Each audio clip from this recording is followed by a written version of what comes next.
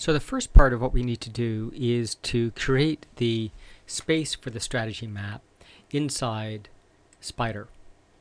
So the first thing we're going to go do is in the balance scorecard, create a new balance scorecard. So create top level organization.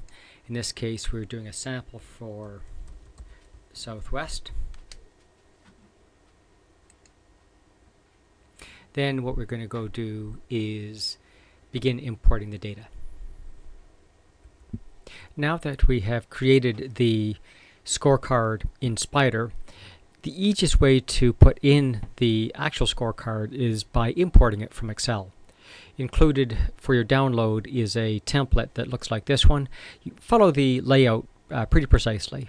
First column, the scorecard that you're doing, then the perspectives, within that the objectives, within the objectives, the indicators. So you can see here, if you have two indicators, they need to be put in following rows. The monthly period, of course, in this case, type of aggregation, and you might want to read the Spider strategies information sheets to get a bit more detail, but in this case, for some like net profit, I'm going to use sum. For others like the on-time rating, we'll use the average year-to-date. Type of metric.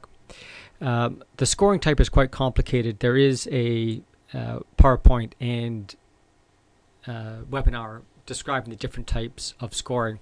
Goal, red flag is the standard, red, yellow, green dial.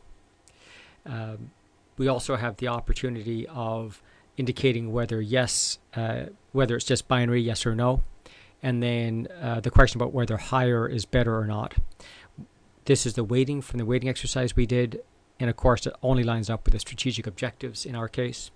And then the thresholds we have are the red to yellow and yellow to green, and you'll notice, of course, if high values are bad, then they're effectively the inverse, where the higher value is going to be in the first column and the lower value in the second column.